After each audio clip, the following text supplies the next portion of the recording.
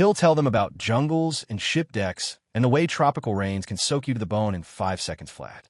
He'll talk about comrades with nicknames instead of first names and guns that kicked like mules. Maybe, if they're old enough, he'll tell them about Okinawa in general. The mud, the casualties, the cliff that everyone remembers because of the photographs. He doesn't know if he'll tell them about the cave, but he knows he will never forget the feeling of the words on his own tongue. The moment he turned to a Nisei lieutenant and chose a sentence that was not in any field manual. Asked them if they're hungry. He's not sure, even now, if it was courage or just fatigue. He is sure of one thing. On that morning in May 1945, on a hillside far from his snug kitchen, the war gave him a sliver of space to decide what kind of man he wanted to be. He asked a question. They answered with their stomachs before their mouths could. And somewhere across the ocean, a woman who once stepped out of a cave is telling her daughter about the day the monsters outside lowered their guns and discovered that mercy can start with something as simple and as impossible as a tin of warm water and a square of bitter chocolate. They thought the Americans came to punish them. That was the story they were given. But the first words that echoed into that dark were not a sentence. They were an invitation. Are you hungry? Sometimes, in the middle of the worst things humans do to each other, that is how another story begins. Yendi. Then we heard them, she says. The Americans. Boots on the hillside. English. The sound of rifles. Aiko listens, chin on her knees. I thought they would shout for us to come out and kneel, Emiko says. Or throw grenades inside. Or start a fire. She smiles, a small, disbelieving curve of her mouth. Instead, she says, a man with a Japanese face and an American helmet shouted something else into the cave. She hears it as clearly now as she did then. Onaka Jie, Sukamashita ka? He asked. Emiko says, if we were hungry. Aiko frowns in concentration, as if trying to imagine how those words must have sounded in the dark. What did you think? She asked softly. I thought I had misheard. Emiko says. I thought it was a trick. I thought if I answer, I am walking toward my death. She laughs once, without much humor, and then my stomach growled so loudly that everyone heard it, she admits. Aiko's eyes widen. You were embarrassed? She asks. Mortified, Emiko says. I wanted to climb into the rock and disappear. She looks down at her hands, at the faint white scar on her palm where a sharp stone cut her that day, rushing past someone in the dark. But I was hungry, she says simply. More hungry than I was proud. So I went to look. She sketches the rest of the story with careful strokes. The light at the cave mouth. The line of helmets. The voices in English. The interpreter's stiff Japanese. The canteen spinning through the air like a metal comet, landing between them. How did it taste? Aiko cuts in, impatient for a favorite detail. Like tin and old canvas, Emiko says. Like the first rain after a long drought. And the chocolate. Emiko closes her eyes briefly. It was bitter, she says. Very hard. They made it that way, I think, so their soldiers wouldn't eat it all at once. She opens her eyes. But underneath there was sugar. Real sugar. Not the memory of it. And for a moment, when it hit my tongue, I remembered everything from before the war. Festivals. New Year's. My mother's cooking. Aiko is quiet. Did you still think they were devils? She asks at last. Emiko thinks of Fraser's rough hand, extended. Of Miller's clumsy bandages. Of Hale's tired eyes and the way his jaw tightened when he told his men to lower their rifles. I thought, she says slowly, that devils should be better at being devils. Aiko snorts. They didn't punish you, she says. They asked if you were hungry. Yes, Emiko says. And when one of our own tried to kill us all with a grenade, they stopped him from doing it. She doesn't go into the details of Shimoda and the field where the grenade actually exploded. Some scenes are still too sharp for bedtime. What happened to them? Aiko asks. The Americans from that day? Emiko's eyes drift toward the horizon again. Most of them went home, she says. Back to places with snow and big rivers and cities we cannot imagine. Some did not. Some are buried in this island soil. Perhaps under that road you used to bike on. Or under the base you see from your school window. She pauses. One of them, she adds, wrote a report. She reaches into the paper bag and pulls out a neatly folded, time-yellow document. The English text marches across the page in a precise, slightly shaky hand. At the bottom, in a cramped space between lines, is a short, handwritten note. I had someone translate this for me. Emiko says, your uncle in Tokyo. It took many letters. Many years. The Americans keep a lot of paper. She taps the bottom. In his report, he wrote, Encountered approximately 40 Japanese civilians in cave. Ordered rifles lowered. Questioned their condition. Share rations. One enemy soldier attempted grenade attack. Neutralized without civilian casualties. She runs her finger under the final sentence. And then, in his own writing, she says, voice soft, he added, first order given. Ask if they were hungry. I would give that order again in any war. She folds the paper back up. Aiko is looking at her oddly. What? Emiko asks. You sound proud of him, her daughter says. Emiko starts to answer, then stops. I am. She searches for the right shape. Grateful he remembered that detail. She looks at Aiko. Wars are made of big orders, she says. Attack, defend, burn, bomb. People remember those. But there are smaller orders that matter just as much. Sometimes more.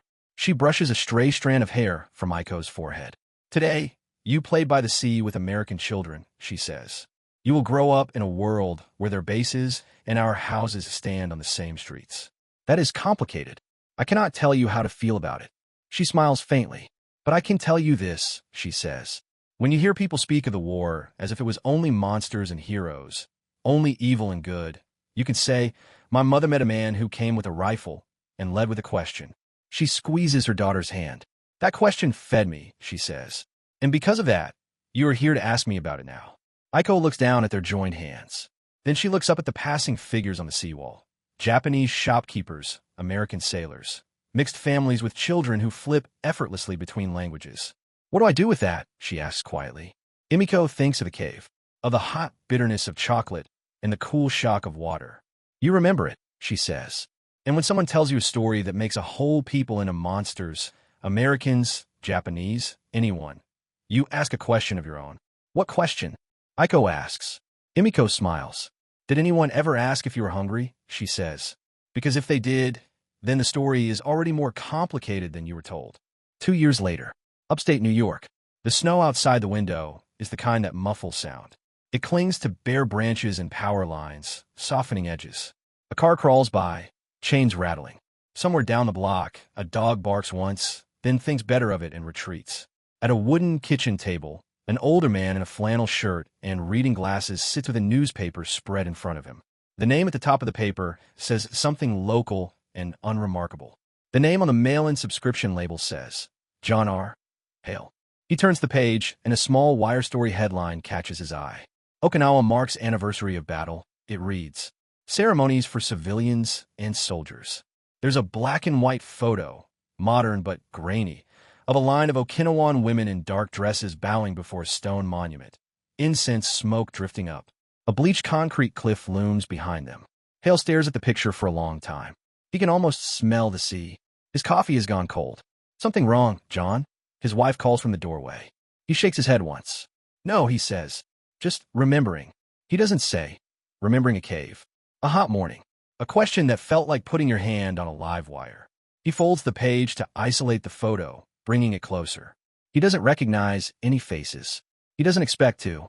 His memory holds only fleeting flashes. A young woman with dust in her hair. A little girl clutching her skirt. An old man with a grenade and a shaking jaw. In the corner of the photograph, half-cropped, a child holds something rectangular and dark. It might be a book. It might be a box. For a ridiculous split second, Hale thinks it looks like a chocolate bar. He huffs out a breath. Ask if they're hungry, he murmurs. His wife leans in the doorway. What was that? She asks. Nothing, he says, folding the paper. Just an order I gave once. He doesn't explain. There isn't room in these kitchen walls for the whole story, for the blast of a grenade in an empty field, for the look on a rifleman's face when he's told to lower his weapon instead of fire it, for a cave full of people who were supposed to hate him tasting American water like a blessing. He tucks the page aside. Later, his grandkids will ask him what he did in the war. They think you are either their executioner or their savior, he says. You are neither. That is hard to translate. Hale grunts. I'm just trying not to be the last terrible thing that happens to them, he says. He glances back up at the cave, now a small dark smudge on the hillside. Somebody decided to dig that hole, he adds. Somebody decided to fill it with lies and grenades. I'm not smart enough to untangle all that. I can get them off the hill. That I can do. Matsuda nods once. That, he says, is enough for a day like this. Halfway down, they run into the war again. The sound of artillery never stopped, but now it's joined by the bark of rifles and the heavier boom of tank guns somewhere to the north. Smoke from deeper in the island billows like storm clouds, wrapping distant ridgelines in murk. They have to cross a shallow gully where a Japanese truck lies on its side, wheels up, metal burned black and twisted. The smell of cooked rubber, and something worse hangs heavy. Aiko presses her face into Emiko's hip as they pass. "Don't look," Emiko tells her. "Keep your eyes on my belt." Shinji doesn't look away.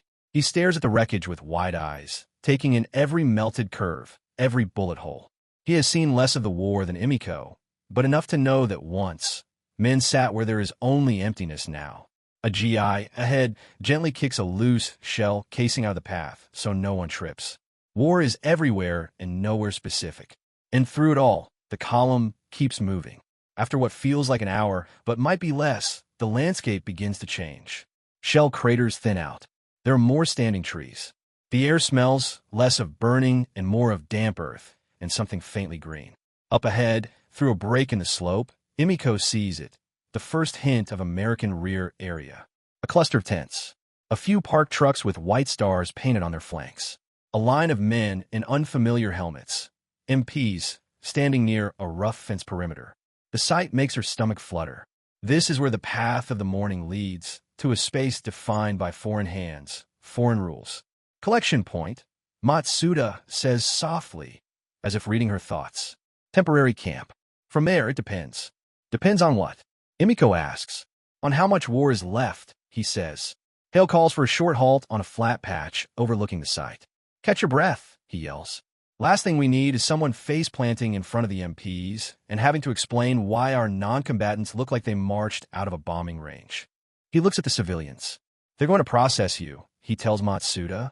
"Names, ages, whatever intel they think you might have. Then they'll feed you properly. Maybe give you blankets. Maybe lice powder." He knows he's overselling the comfort and underselling the bureaucracy. But in this moment, the idea of lines and paperwork and assigned tents feels like luxury compared to caves and grenades. Matsuda translates. Tanaka takes it in slowly, like a man tasting something new. "Processed," he says. "Light mail. Or food." Like soldiers, Matsuda says. We all stand in lines now. For the first time, Tanaka give a weak, crooked smile. "Then perhaps we are all equal in at least one misery," he says. Behind them, a distant rumble rolls across the hills, another barrage starting somewhere else. It is a reminder, the island is still on fire. This pocket of relative calm is just that, a pocket. Hale looks at his men, at the civilians, at the road ahead down into the collection point. He thinks of the report he'll have to write tonight, by lantern light, words like encountered civilians and expended munitions in neutralized bunker. He wonders how you put "asked if they were hungry" into army prose without getting a note in the margin. He decides he'll put it in anyway, because this morning, on a blasted slope in southern Okinawa, the war did something it wasn't built for. It hesitated, and in that hesitation, a captain asked a question no one had trained him to ask. Now he's about to hand these people off to a system that sees numbers before faces. Part of him is relieved. Part of him feels like he's abandoning something. He glances at Emiko. She is looking not at the trucks or tents, but at him. For a moment, their eyes meet. Two people who will never speak the same language cleanly, both wondering how this morning will look when it turns into story instead of memory. Then an MP at the camp below raises a hand to signal them in. "Time to go," Hale says. And as the column starts downhill toward new fences, new questions, and a new kind of waiting, you can't help but wonder. Years from now, what will they remember most? The guns, the grenade, or the moment the monsters outside the cave lowered their rifles and asked simply, "Are you hungry?" October 1962. Naha, Okinawa. The waves sound different when you're not listening for ships. They slap against the seawall in slow, patient rhythms, white foam licking concrete where sand used to be. Down on the narrow strip of beach, children run in zigzags through the shallows, shrieking in a blend of Japanese and English that would have baffled anyone in 1945. "Catch me. Hurry, hurry." Hayako, on the seawall above them. Sato, Emiko, stand with a paper bag of groceries hooked in one arm, the other hand resting lightly on the railing. The evening breeze pushes at her hair and carries the smells of the rebuilt city. Exhaust, grilled fish, cheap perfume, wet stone. She watches her daughter race along the shoreline. Aiko is 8, all knees and elbows, her dress already soaked from the waist down. She chases a group of American kids toward a tide pool, then hesitates and looks up at the seawall to see if her mother is watching. Emiko raises a hand and waves. She still doesn't take the sight for granted. Aiko sprints up the concrete steps two at a time, bare feet slapping. Look, she puffs in Japanese, pointing back down the beach. They have a dog. An American dog. He understands Sit and Yoshi both. She says it like this is the funniest magic in the world. Emiko smiles, lines at the corners of her eyes deepening. Careful, she says. If he understands everything, he might start demanding better food.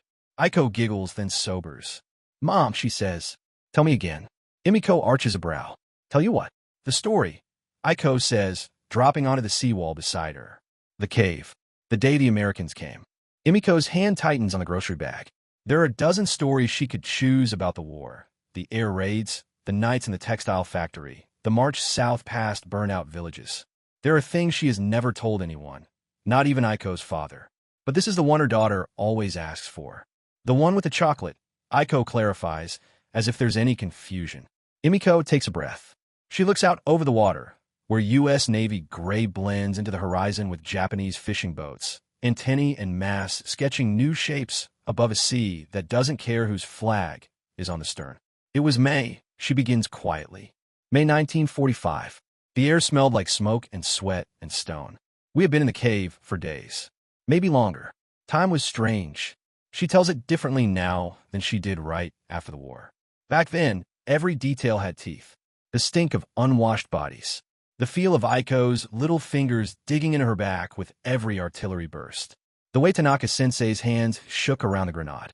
Now the edges are worn, but not dulled. We thought they would come to punish us, she says. That was what we were told. On the radio. In the meetings. In the whispers. She glances down at Aiko. They said Americans were demons, she continues. That if they caught us, they would hurt us in ways I will not describe to you. Aiko makes a face. I know what they said, she admits. Teacher talked about it last year. He said many people jump from cliffs because of those lies. Emiko nods. We were ready to die in that cave, she says. Not because we were brave, but because we were afraid. She can feel the cave again now. The crush of bodies, the dust, the way every cough felt like betrayal. The thin strap around her waist, binding a child to her. She is not sure whether to hate him for almost killing them all or pity him for having his whole world cracked in a single throw. Aiko tugs at her sleeve. Emiko knees in, the girl whispers. Are we safe now? It would be easy to say yes. It would be a lie. Emiko looks at the smoldering field where the grenade blew harmlessly, at the endless line of smoke columns further north, at the Americans checking their weapons and repacking their kindness. We are safer than we were in the cave, she says. And we are safer than we were a moment ago. She squeezes the girl's hand. Sometimes, she adds softly, that is as safe as war ever lets you be. Hale claps his hands once. The sound cracks through the day's silence. All right, he says, voice snapping back into command. Show's over. We've got civilians to move and daylight to use. Frazier, start collecting anything that looks like a weapon from their side. Pilot there. Morales, your rear guard. Miller, triage line. Worst cases first. Ken, you're glued to me. He looks at the cluster of women and children, at Tanaka, at Shimoda being half-dragged, half-guided toward a rock where Miller is already laying out bandages. Then he says the thing that will define this whole day in every memory that survives it. You tell them this, he says to Matsuda. They walk with us now. We're not here to punish them. We're here to get them off this hill alive. Matsuda nods and turns, raising his voice. And as his words roll into the cave and out across the clearing, Emiko realizes the question that started all of this. Are you hungry? Has now grown longer. Now it sounds more like, do you want a chance to live long enough to be hungry again tomorrow? For a while, nobody moves. The grenade blast has faded. The smoke from the bunker is thinning. The only sounds are the wind pushing through scorched grass and the distant, constant mutter of artillery somewhere beyond the next set of hills. Then the spell breaks. A baby starts crying, thin, exhausted wailing that sounds more like protest than fear. A woman shushes irreflexively. Someone coughs. Someone else laughs once in that too high, brittle way that means they're half a step from tears. Hale rolls his shoulders, forcing his body back into motion. All right, he calls, voice leveling out. This isn't a sightseeing tour. We're not staying on this hillside any longer than we have to. He points with the flat of his hand, not the barrel of his rifle. Staging area there, he says, indicating a patch of relatively flat ground away from a cave. Weapons in a pile by that rock. Civilians in a group here. We step off as soon as Miller tells me no one's going to fall over dead in the first 10 minutes. Matsuda translates, his words spilling into the cave like ropes thrown into dark water. Please move this direction, he says in Japanese. If you have weapons, any knife, grenade, rifle, place them there. The Americans will carry them. You will not be harmed for surrendering them. There's a moment of hesitation. A few men, older, bent-backed, reach inside jackets under waistbands. A small line of steel grows on the ground. A rusted bayonet, a battered Arisaka rifle, a kitchen knife that once cut vegetables now dulled by scraping dirt. Shinji, the boy with the bayonet, clings to his until the last possible second. Morales crouches in front of him, lowering himself until their eyes are level. Come on, buddy, he says softly, gesturing at the weapon. I've seen that look. I had it when I was 10, and my old man took my slingshot away. Shinji doesn't understand the words, but he understands the patience. Matsuda kneels beside them. If you keep it, he tells the boy, my men will be afraid. Afraid men with guns make mistakes. Give it to them, and you fight by walking. Shinji studies Morales' face for a long moment. Then, with a reluctant, jerky motion, he flips the bayonet around and offers the handle. Morales takes it like he's being handed something sacred. Thanks, he says. I'll keep her safe for you. Shinji straightens a little, as if the invisible weight in his hand has moved to his spine. Miller works his way through the crowd with the efficiency of a man who's seen too many kinds of wounds to be shocked anymore. He wraps a fresh bandage around Shimoda's arm, fingers quick and impersonal. You don't move this more than you have to, he says. You're not getting your glorious last charge today. You're getting a tetanus risk and a lecture if you don't keep it clean. Matsuda only translates the important part. He says you must not move your arm too much, he tells Shimoda. If you do, you may lose it. Shimoda snorts faintly. I almost lost more than that just now, he mutters. His eyes flick to where the grenade exploded in the field. Then, grudgingly, to the small group of civilians milling around alive. He doesn't say thank you. There are some words his training has not prepared him to use on the enemy. But when Morales and Kowalski help him to his feet, he doesn't resist. Miller moves on, checking ankles, looking for fever-bright eyes, for wounds hidden under layers of cloth. He finds a woman with a bad gash on her calf, half-healed, stuffed with a filthy rag. God, he mutters. You've been walking on that. He cleans it as best he can with iodine and gauze while she bites on a strip of cloth and squeezes Emiko's hand hard enough to hurt. Tell her it'll scar, he says, but she'll keep the leg. Matsuda does. The woman exhales, eyes filling. Then I can work, she says. Scars are cheap. Hale takes it all in with a quick, sweeping glance. He sees an old man who will need help on the steeper slopes. 2 toddlers who will tire fast. A mother who looks like she might simply lie down and stop if no one prods her gently forward. He also sees his own men, fidgeting, some hiding their discomfort behind jokes, others staring at the civilians, as if trying to reconcile them with the silhouettes that have been shooting at them for weeks. You see it, Frazier says quietly at his shoulder. The new guys are confused. Hell, I'm confused. Hale rubs at the back of his neck. Welcome to the part of the war that doesn't fit on recruitment posters, he says. He raises his voice. Listen up, he calls to his platoon. We're escorting them to the regimental collection point. That's it. Nobody plays hero. Nobody plays villain. You keep them in the middle, you watch the ridge lines, and you don't forget that the same people who handed out chocolate just took out a bunker. Both things can be true. Morales raises a hand. Rules of engagement, sir. Same as always, Hale replies. You see a weapon pointed at you, you shoot. You see a kid with an empty canteen pointed at you, you hand it over. You can tell the difference. He looks each man in the eye as best he can. If anyone can't, he adds, I'll trade you with a rear echelon's next resupply. They always need more paper pushers. A couple of the GIs snort. The tension cracks just a hair. The column that forms is ungainly but determined. At the center, the Okinawan civilians cluster together. Emiko, Yuri, and Aiko near the front. Tanaka and Shinji just behind. Shimoda somewhere in the middle, cradling his bandaged arm. Eyes locked on the ground. Around them, the 165th Infantry spreads into a loose ring. Frazier and his squad up front. Morales and Kowalski in the rear. Hale and Matsuda pacing the flank where they can move in either direction as needed. Keep some spacing, Hale reminds his men. No need to march them like chain gang. This isn't a parade. He glances at the civilians. To them, he says, more softly, it's a funeral march away from everything they knew. Don't make it worse. The path down off the hill is treacherous. Loose rocks slide underfoot, sending little avalanches of pebbles down the slope. The heat is beginning to build, the sun climbing higher, its light harsh and unforgiving on blasted earth.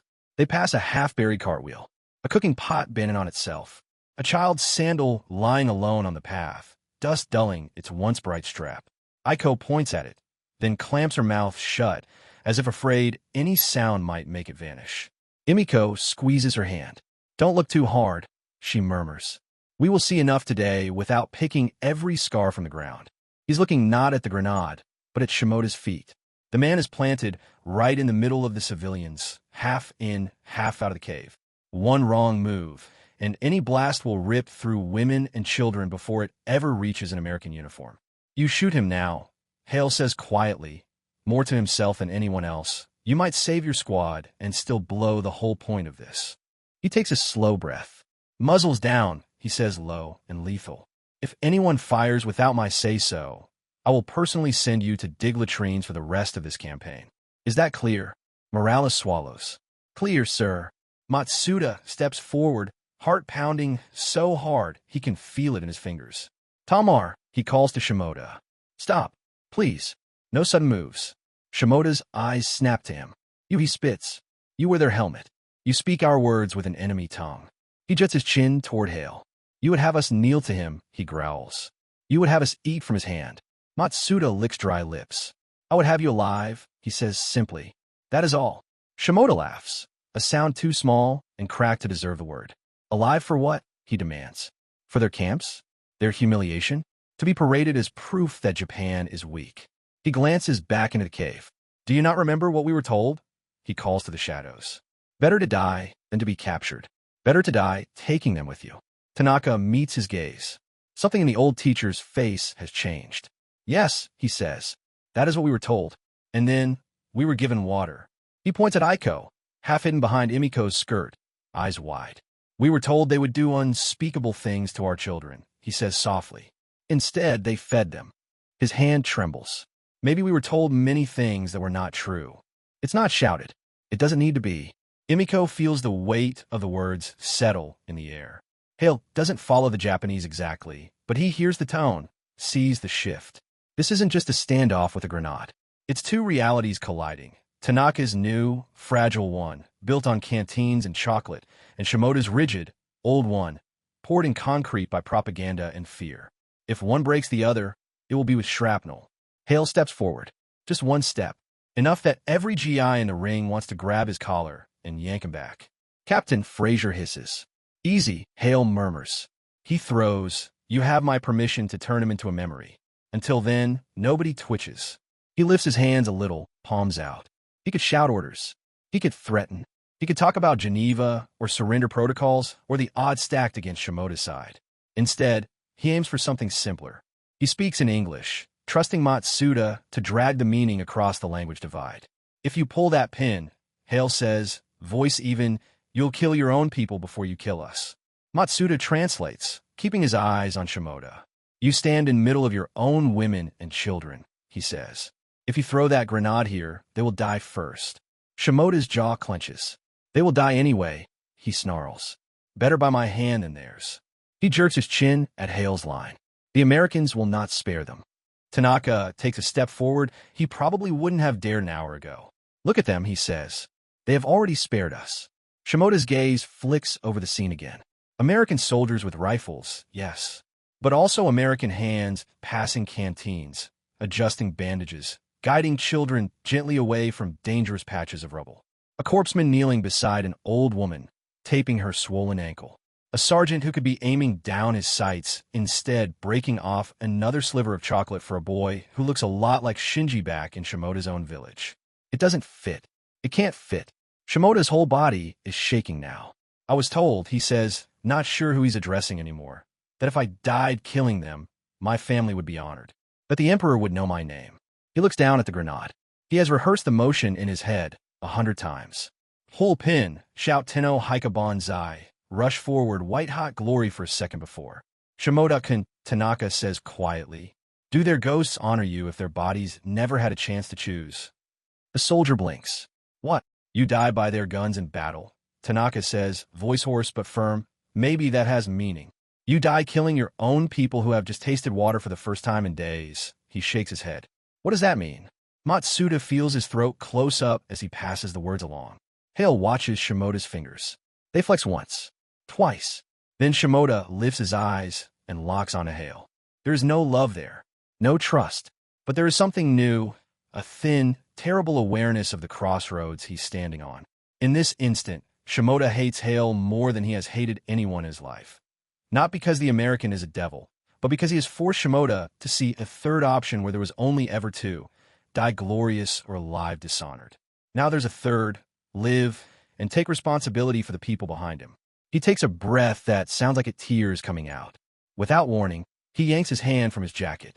The world seems to lurch. Every American rifle in the circle jolts up a fraction. Someone gasps. A child screams. In Shimoda's fist, the grenade gleams dark. He cocks his arm back.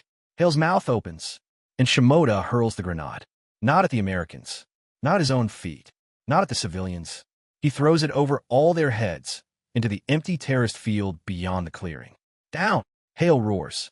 The blast comes a second later, a sharp, concussive bang that slaps air out of lungs and scatters dirt and stones in a wide arc. Shrapnel winds overhead, pattering harmlessly into trees and rock.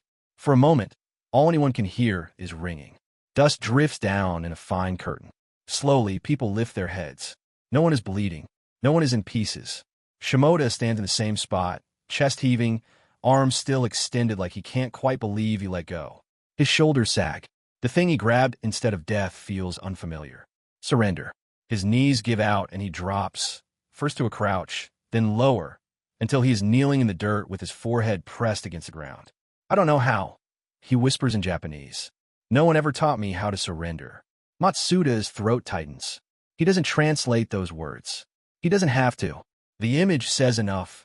A Japanese soldier, uniform torn, bowing in front of Americans with empty hands. Hale steps forward until he's close enough to hear Shimoda's ragged breathing. He doesn't touch him. He just speaks, low enough that only those nearest can hear. Then we'll figure it out, he says. You watch what your people are about to do. You follow them. That's your first lesson. Shimoda doesn't move, but his shoulders shake once. Hale straightens. Morales, he calls. Kowalski, get him up. If he resists, you sit him back down again. Gently. Corpseman, check that R, will you?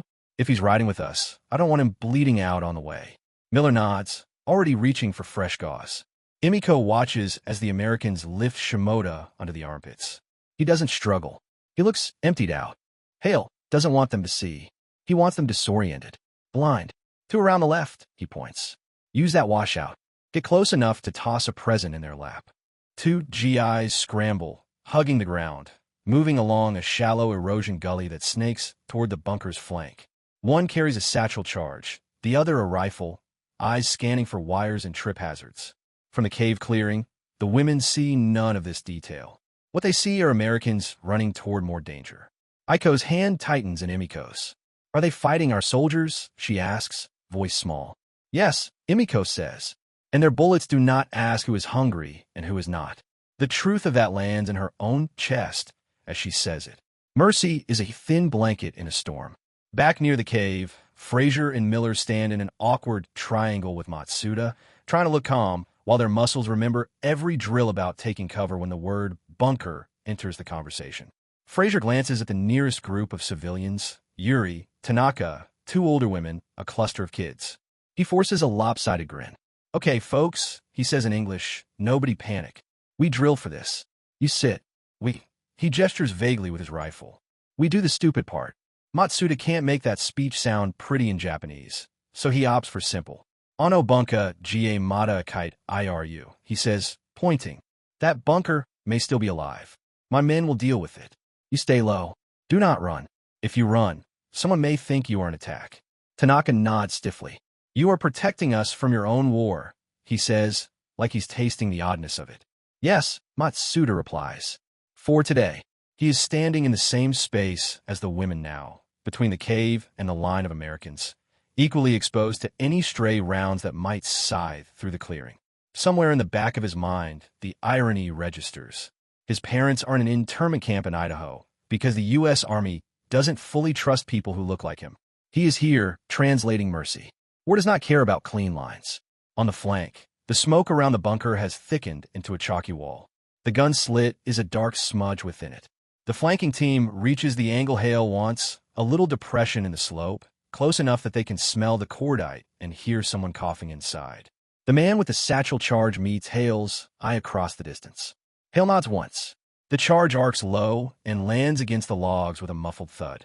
Fire in the hole! Someone yells, more out of habit than hope. No one is that close. The explosion is more a deep whump than a sharp crack. The bunker front vomits dirt and splinters, part of the sandbag wall sagging inward. Gunfire from inside stops, if there even was any to begin with. Hale waits, heart banging in his chest. No muzzle flashes. No grenades tumbling out of the smoke. He signals ceasefire with a raised fist. The hillside exhales. At the cave, the noise reaches as a rumble and a puff of debris. Civilians flinch, ducking instinctively. A couple of children start crying again, high and thin. Miller crouches down beside Aiko, whose nails are digging crescents into Emiko's wrist. Hey, he says gently, in a language she doesn't understand but a tone her nerves do. That one was ours. Bad guy's turn is over. Matsuda translates the gist. American no bakudan disu, he says.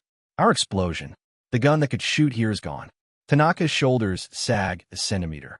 Emiko feels the tension in her spine unwind by about the same amount. Slowly, Hale and his men on the flank reappear through the thinning smoke, like figures walking out of a fogged mirror. Some are dusted gray. One has a fresh scrape on his cheek, but they are upright, alive. Hale jogs back toward the clearing, boots slipping once in loose dirt.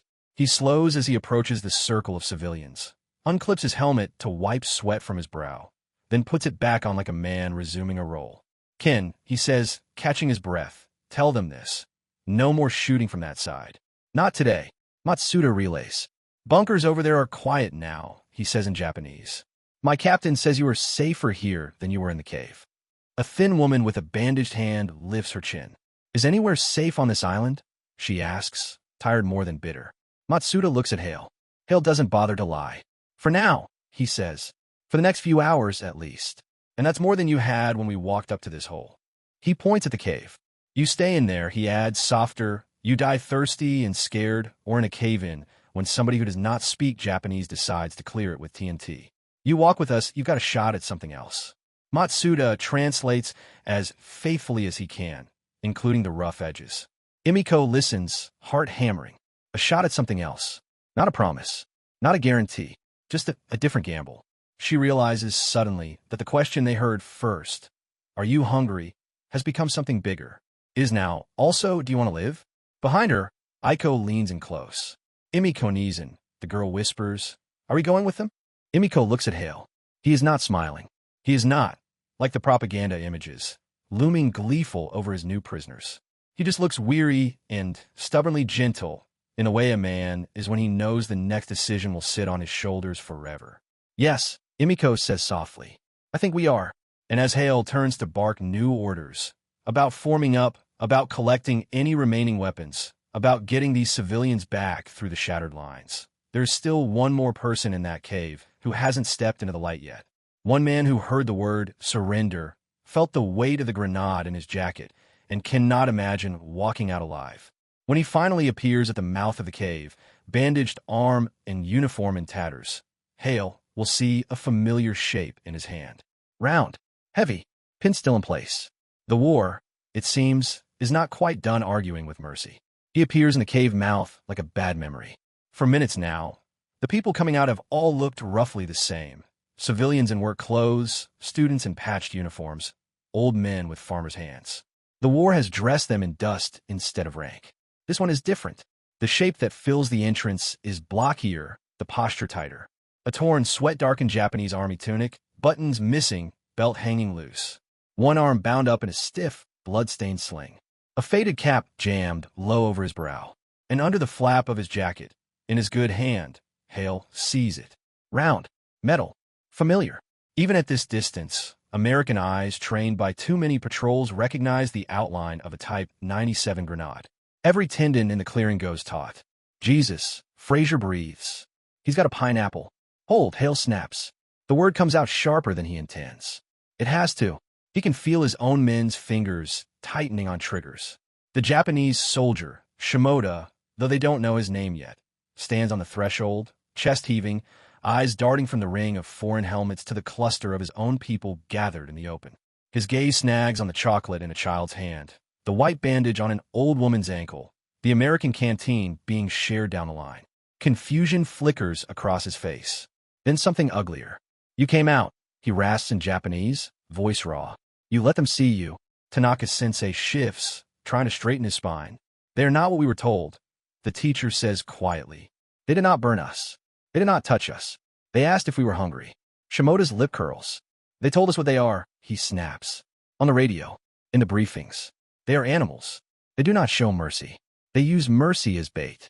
His fingers flex around the grenade under his jacket. Behind Hale, Morales mutters, "This is bad. This is really bad."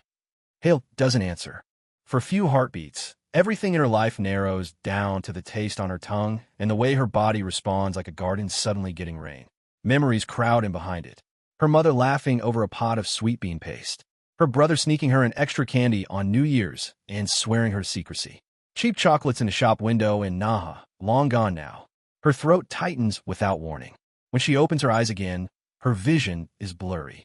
Yuri is staring at her from the cave mouth, fingers clutching Aiko's shoulders. Well, Yuri calls, voice cracking. Are you dead? Emiko almost chokes on a laugh. She turns, breaks the tiny square in half with her thumb, and holds out the other piece. Not yet, she says. Come see why. Yuri hesitates only a moment before edging forward. Aiko tries to follow, but Miller gently holds up a hand, shaking his head and pointing to the ground. Little ones later, Matsuda translates. Too strong at first. Too strong. Aiko repeats, trying to sound serious and not like she's about to cry from wanting it. As Yuri tastes her fragment of chocolate, another sound moves through the crowd behind them. A murmur. Not the low, frightened whisper of people waiting to die, but the tentative buzz of curiosity. Hale hears it and feels something in his chest untwist. It is working. Not perfectly, not safely, but is shifting the air. He turns his head slightly. Miller, he says, any more of your magic in that bag? The corpseman is already moving, squatting beside an elderly woman who's sunk down onto a rock. Got some hard candy, he says, not looking up. Couple of bouillon cubes. Salt tablets. Some of those powdered drink packets. Not enough for a feast, but enough to remind him their mouths still work. Do what you can, Hale says. Hydrate, patch, feed. We'll sort the paperwork later. Matsuda relays more instructions in Japanese, his voice hoarse now from shouting. If you are wounded, sit down here, he calls, pointing to a flat patch of ground. If you have children, bring them forward slowly. No running. No sudden moves. Inside the cave, the human knot starts to loosen. Mothers push their children ahead, eyes glued to every American hand. Two elderly men support each other, one limping heavily. A boy of about 12 clutches a dull bayonet, until a GI gestures and Matsuda gently talks him into laying it on the ground. Each new person that steps into the light stretches the moment thinner. Any one of them could panic. Bolt. Reach for hidden steel. Any one GI could misread a flinch. For now, they don't. Emiko feels Aiko's arms wrap around her waist from behind, small fingers digging into the fabric of her clothes. Is it really chocolate? The girl asks, voice muffled. Yes, Emiko says. Is it American? Yes. Aiko is quiet for a beat. Then they cannot be devils, she says with the blunt logic of children. Devils don't make chocolate. Emiko almost tells her that devils can make anything they want. But the world isn't that simple. She looks at Fraser, sweating and awkward, and offering another carefully rationed piece to a woman older than his mother, and swallows the correction. Maybe, she says instead. They're just men. Behind the front rank, one of Hale's newer replacements, a kid barely out his teens, shifts uneasily. He leans toward Morales. I don't get it, he mutters. We spend weeks getting shot at by these people, and now we're feeding them candy? Tomorrow we move up again. They'll be dug in behind the next ridge with their friends. Morales doesn't answer immediately. He's watching a little boy smear his face with chocolate and then, shyly, offer the last crumb back to an American private like a peace offering. Finally, Morales says, maybe that's the point. We move on, yeah, but they stay. They're going to remember either way. Question is what? Before the kid can reply, a shout cuts through the hum. Captain, calls a voice from the right flank. We got movement in the scrub. Bunker, maybe 200 yards. Can't tell if it's dead or just waiting. The spell wobbles. Emiko flinches at the tone. The cave behind her stiffens as if it's about to breathe backward, sucking everyone into the dark again. Hale's head snaps toward the shout. Battle senses flare. Because kindness is one thing when the guns are sleeping. It's something else entirely when there's still a live Nambu machine gun pointed in your general direction. For a few precious minutes, the only sounds were breathing, low murmur, the soft snap of chocolate. Now the war remembers where it is. Captain, movement in the scrub. Bunker, maybe 200 yards. Can't tell if it's dead or just waiting. The shout comes from Private Morales on the right flank. Voice sharp but not yet panicked. Hale turns his head and sees it. A darker rectangle on the slope, half swallowed by brush and earth. Just enough regular shape to be a Japanese firing position. The front is a lip of sandbags and logs, half caved in. Grass burned away where rockets or shells have already clawed at it. Above the slit, something shifts. A helmet? A branch in the wind? He doesn't wait to find out. Second squad with me, he snaps. Keep it low. The line of GIs cleaves in two. Half staying near the cave, rifles hovering, the other half peeling off toward the right, boots sliding in loose rubble. Miller curses under his breath, one hand still pressing a bandage against an Okinawan woman's ankle. Sir, you want me? He calls. Stay with them. Hale barks, already moving. You're more useful there than in a gun pit. He doesn't have to explain who them is. Behind him, the small cluster of civilians ripples with new fear.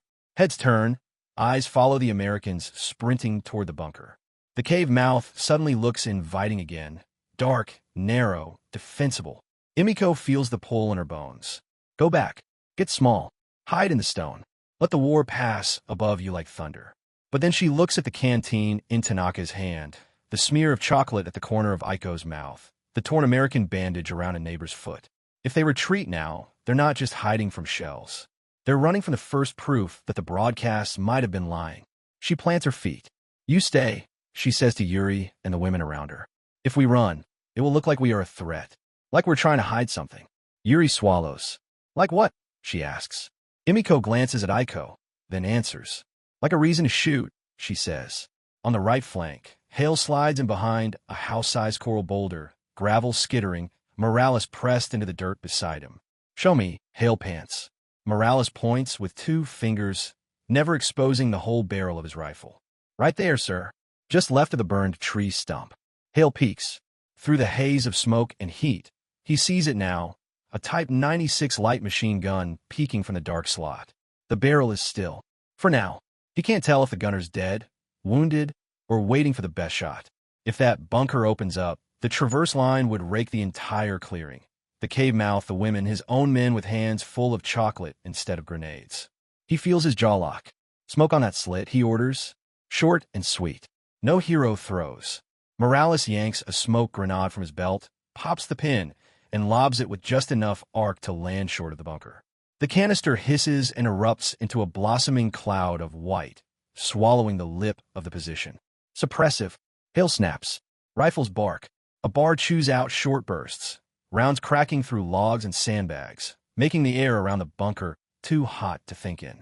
Inside that cramped, smoky space, whoever's alive is hearing bullets slam into the wooden frame, splinters and dust raining down like a second cave-in. You can almost see the war raging behind his eyes. You were supposed to be devils, he says, voice breaking. Why are you asking if we are hungry? The interpreter passes the question along. Hale squints at the cave. He is not a philosopher. He's just a captain who has buried too many kids on both sides of the line. Because the war's going to take enough from everybody, he says. I'm not giving it breakfast, too. For a fraction of a second, Matsudo wants to laugh. Then he finds a way to turn it into Japanese that sounds less like a wisecrack and more like a principle. The war has already taken much, he says. My captain does not wish to take your lives as well, if he can help it. Behind Emiko, bodies press closer, drawn by the impossible sound of this conversation. In her palm, Aiko's little fingers are shaking. Water, the girl whispers again, as if reciting a spell. Water, water. Hale catches the tone. He reaches down, unhooks his canteen. Can, he says. Heads up. He tosses the metal flask in a lazy arc. Time stretches for a second as every eye in the clearing tracks its spin. To a Japanese soldier, it might look like the start of a grenade throw.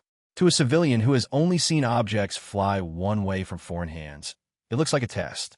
The canteen lands in the dirt halfway between Matsuda and Tanaka with a heavy thunk. No one moves. Then Tanaka takes a breath, steps forward, and stoops. From the cave's perspective, this is the moment. If the stories are true, if every rumor about poison and tricks and American cruelty is real, that first sip will be his last. He unscrews the cap with stiff fingers. The smell that hits him is familiar. Warm tin, slightly stale water. The scent of life, not death. He raises it to his lips and drinks. For a heartbeat, he is not in a cave, not on an island being set on fire, not a man with a grenade in his jacket. He is just a human being swallowing water he did not have to fight for. The breath he lets out when he lowers the canteen is almost a sob. He doesn't look at Hale. He doesn't look at Matsuda. He turns and holds the canteen back toward the darkness behind him. Hands surge forward, small, bony, desperate. The cave drinks. And as that canteen passes from mouth to mouth, Emiko feels something stranger than fear move through the crowd. It feels like a crack. A hairline fracture in the wall of stories that said these men would rather skin you than spare you. Outside, Hale watches women and children drink from U.S. Army-issued gear under the muzzles of his rifles and thinks, if anyone up the line knew, they'd probably tell me this isn't in the handbook. It isn't. But neither is what he's about to order next. He looks at Fraser. Got anything left from breakfast? He asks. Bars, crackers, anything that doesn't need cooking. Fraser pats his pockets, then his ammo belt. Couple duration bars, some hard candy, one stale biscuit, he says. So are you sure? Hale nods. If we're going to break the spell, he murmurs, we might as well break it properly. He jerks his chin toward the cave. Start with the chocolate, he says, and tell Ken to ask them that question one more time for the ones still hiding in the dark. Because it turns out sometimes, in a war built on orders and commands, the most dangerous thing you can say to your enemy isn't surrender. It's, are you hungry? The crowd around the cave mouth has stopped being a shape and become faces. You can see the hunger now. Cheekbones too sharp, eyes too large, lips dry and cracked. The kind of thin that isn't about beauty or hard work.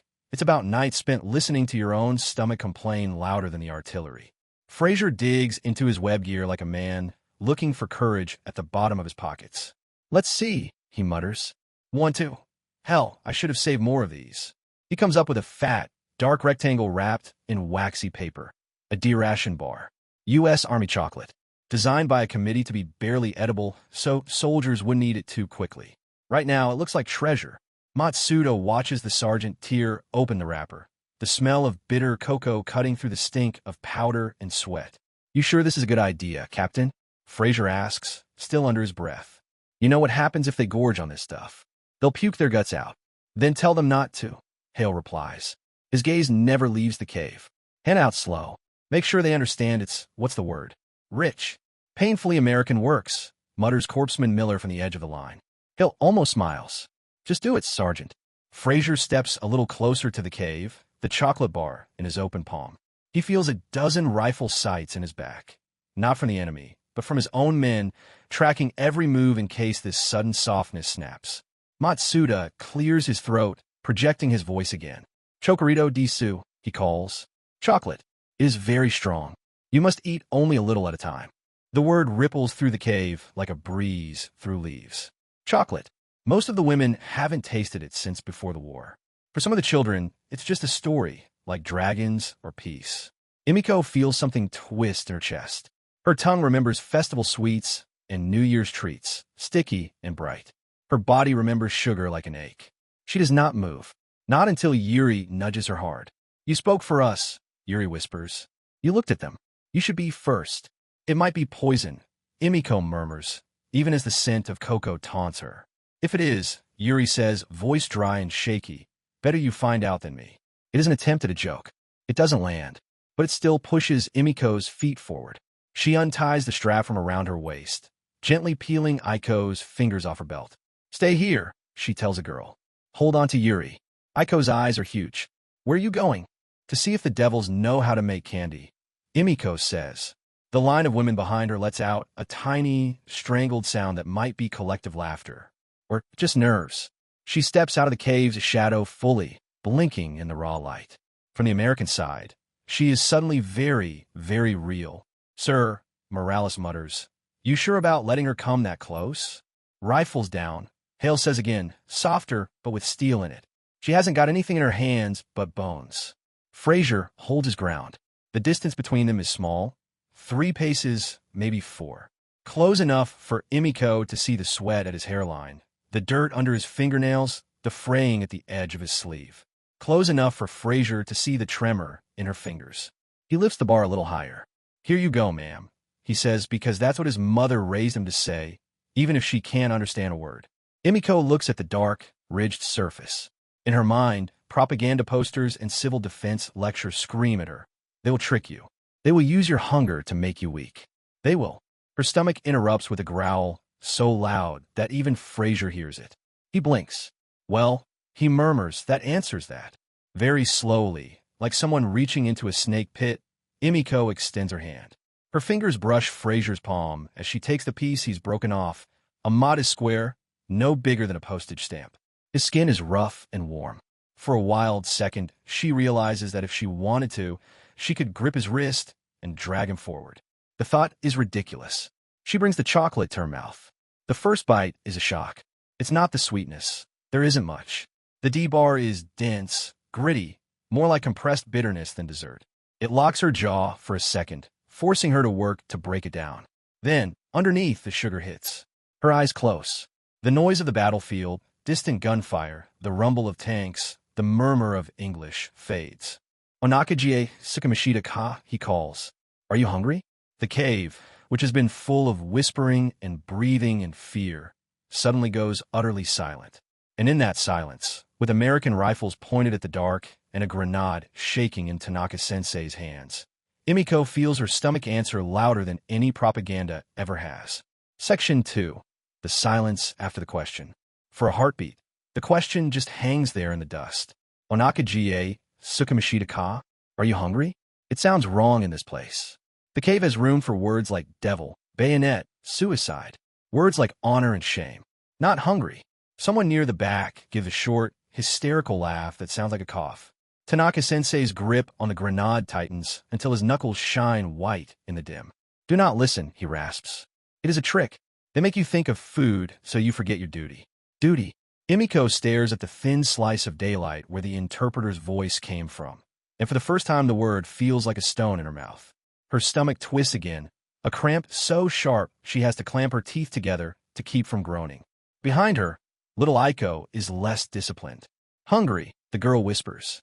Then louder, the word dragging itself out of her like she's been holding it back for days. Onaka, suida. The syllables seem to echo off the rock. Several heads snap toward her. Someone hisses, quiet, but it's too late. The Americans will have heard that small, piping voice. Outside, boots crunch on rubble. Just beyond the lip of the cave, you can almost picture the scene. A skirmish line of GIs frozen mid-step, rifles half-raised, eyes straining into the black slot in the hillside. One of them shifts his weight. Captain John Hale lowers his hand a few inches. Up close, he doesn't look like the posters that have filtered their way to Okinawa. No fanged smile. No cigar-chomping clown. Just an overtired officer in a sweat-darkened 1943 field jacket, helmet band stuffed with a crumpled pack of Lucky Strikes and a folded map. He glances sideways at the man beside him. Ken, he says quietly. They answer you? Second Lieutenant Kenji Matsuda, Oregon-born, Nisei, language school graduate, keeps his eyes on the cave. A kid, he murmurs. She said she's hungry. Hale looks back at the black slit in the rock, pulse ticking in his jaw. He's seen caves go bad before. On Leyte, on Luzon, positions that stayed quiet until a squad got close, and then erupted with rifles and grenades and screaming men. Holes in hillsides that swallowed friends. The manual says, neutralized by fire and explosives. The manual has never heard a hungry child in Japanese. Tell them again, he says. Keep it simple. Matsuda cups his hands. America no heitai desu, he calls, voice carrying. We are American soldiers. If you come out slowly, With hands up, we will not shoot. We will give water. Food. There's a quiver in his voice he hopes the people inside can't hear. In the cave, the second wave of words ripples through the crouched bodies. Water. Food. They have become mythical words. Like peace. Like home. Emiko feels Yuri's fingers dig into her arm. He lies, Yuri says, but the certainty is thinner now, like paper that's been rained on too many times. They said. She can't seem to recall the exact phrasing from the broadcasts. Just the feeling, cold, animal fear, painted over with patriotic slogans. Emiko looks back toward Tanaka-sensei. His shoulders are shaking. Sensei, she says quietly, if they wish to kill us, wouldn't they have done it already?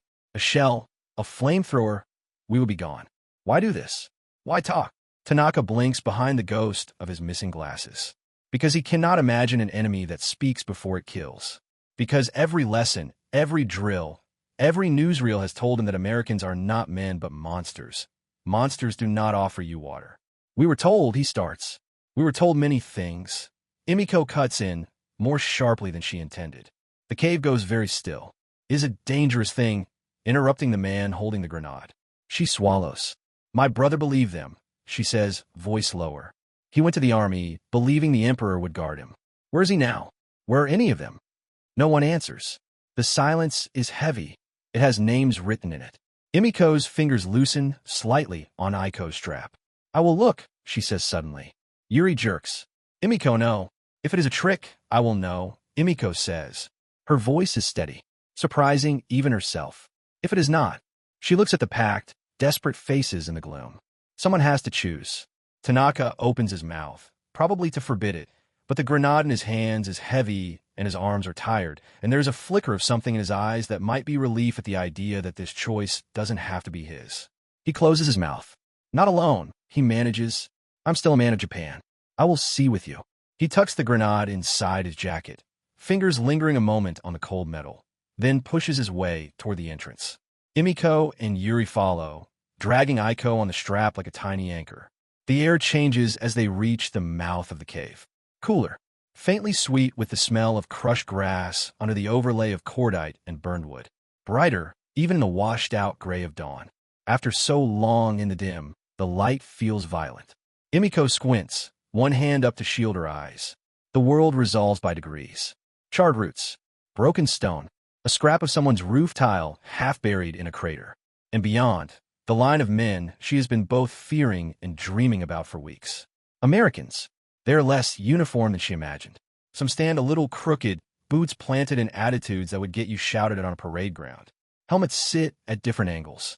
Faces are different shapes and colors. Pale, freckled, darker, lined with fatigue. What they have in common are those rifles.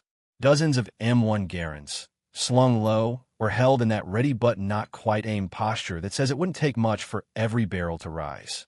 The nearest GI, a lanky sergeant with a salt-stained band of webbing across his chest, tenses when he sees the silhouettes emerge. The stock of his rifle twitches upward. Hale's voice cuts across the line. Easy, he snaps. Muzzles down. I gave an order, Sergeant. The sergeant, Frazier, by the name tape, grits his teeth and forces the barrel back toward the dirt. To Emiko, watching from the cave, it looks like a miracle. The men with the guns are making themselves smaller. Matsuda steps forward until he's just a few meters from the mouth, hands open, carbine hanging harmlessly at his side. He sees Emiko clearly now, a young woman with dust in her hair and hollows under her eyes, a little girl peeking from behind her, an older man just behind them, jaw set. He pitches his voice softer. Daijubu, he says. It's all right. We see you. If you have weapons, do not pick them up. We will not hurt you. Emiko's throat is so dry that when she speaks, the words rasp. You asked if we are hungry, she says in Japanese. What? Matsuda translates automatically, even though Hale heard the tone and can guess. Because you look like hell, Hale answers, not unkindly. And because I'm tired of shooting starving people. Matsuda smooths the language, turning the anger into something the cave might accept. Because you are thin, he says. Because we have food.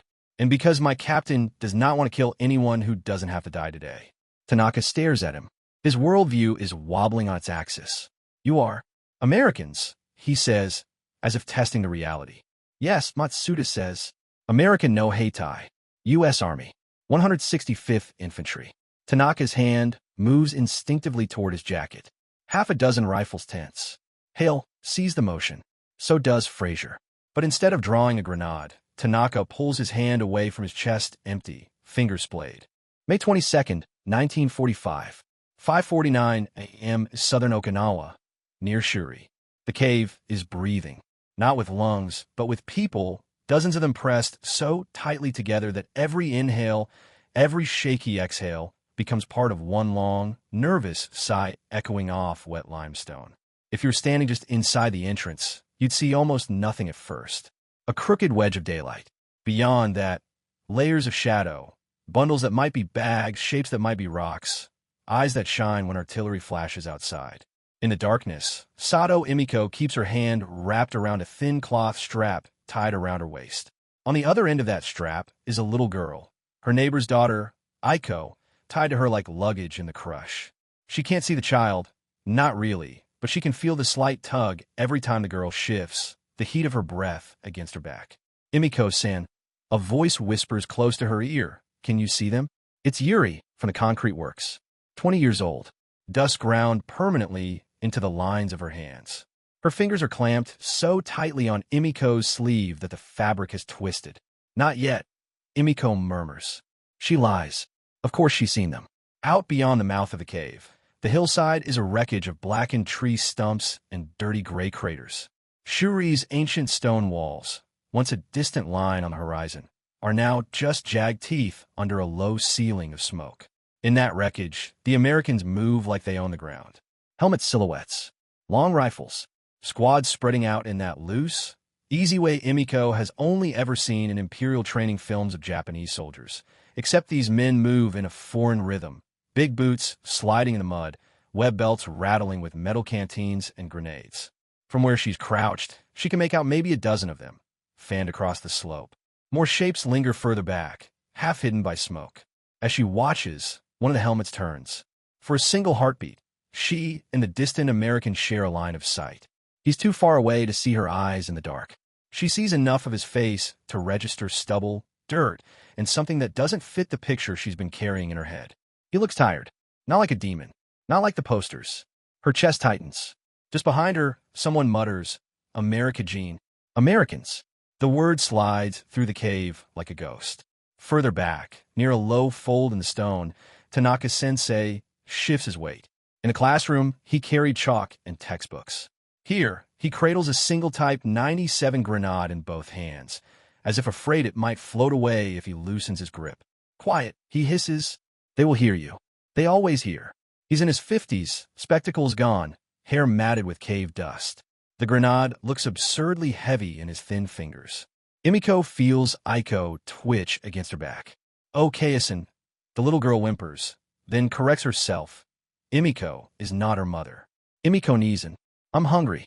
The words cut more sharply than any shell burst. I know. Emiko whispers, forcing calm into her voice. Just a little longer. She almost adds, when the soldiers are gone, we'll look for food, but she swallows it. There'll be no food. Not if the radio was telling the truth. If captured by American forces, you'll be tortured, mutilated, violated. Do not let them touch you. Death is preferable. Death is honorable. Those lines have been playing in her head for weeks, like a broadcast she can't turn off. She remembers the civil defense meetings. The instructor with the thin mustache and the trembling hands, shoving sharpened bamboo poles into the arms of factory girls and housewives. You must be prepared, he'd said. They land, they come, they do things. Better to die. Better for your children to die. Emiko had watched him, watched the way his eyes skipped away when he mentioned the things, the way he couldn't quite meet anyone's gaze. Now, in this cavern of stale breath and dust, his voice feels too loud in her memory. Outside, something booms. Not the heavy, chest-thumping thud of naval guns. Closer.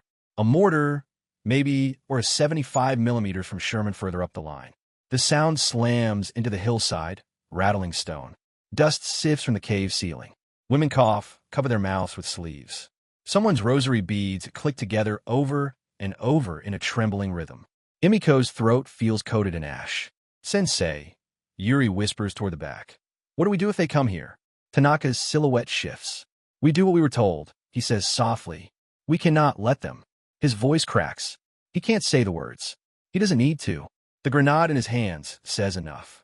Emiko squeezes Aiko's strap until her fingers ache. The American line is closer now.